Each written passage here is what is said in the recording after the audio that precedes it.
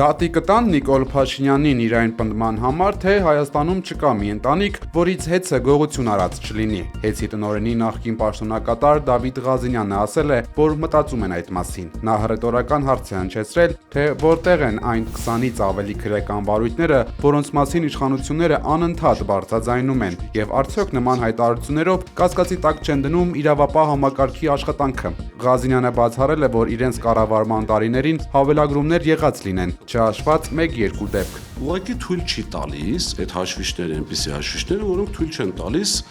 այսպես հավելագրում անել եւ անցնցում անցնել առաջ։ Հաշվի առնելով, որ այդ հաշվիչները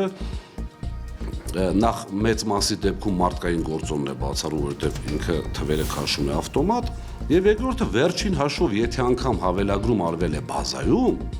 այդ հաշվիչը կամ պետք է հանվի, կամ պետք է կորի,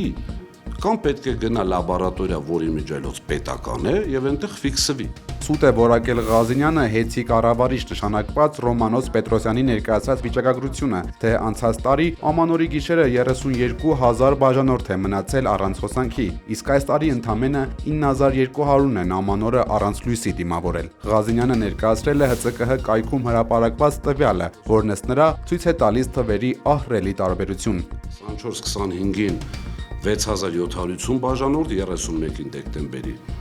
իսկ 25-26-ին 117021, 31-ին,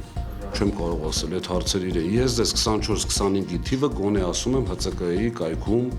մեզ կողմից տրված հաշվետվությունը։ Խոսելով հեծի գնման մասին, հեծի տնօրենի նախկին պաշտոնակատար Դավիթ Ղազինյանը նշել է, որ հեծի լիցենզիայի զրկումից 53 օր անց որևէ բանակցություն չի եղել կառավարության եւ հեծի սեփականատեր Սամվել Կարապետյանի միջև։ Ըստ Ղազինյանի, իշխող քաղաքական ուժը տեսնելով Սամվել Կարապետյանի աճող վարկանիշը, բառացիորեն վախենում է նրանից։ Իրենք ամբողջ թիմով լծվում են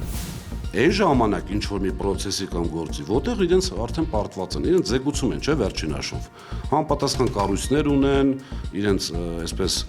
տարբերակներն ունեն ճշտելու ինֆորմացիան։ Իրենց զեկուցում են, որ չի աշխատում։ Սամվել Կարապետյանի ռեյտինգը հակառակը բարձրանում է։ Հիմա ինչ պետք է անել այդ ժամանակ։ Սկսել արդեն մարտ առանց կանոնների։ 100%-անոց ցտեր տարածել, վերջ, որը նորից չի աշխատելու։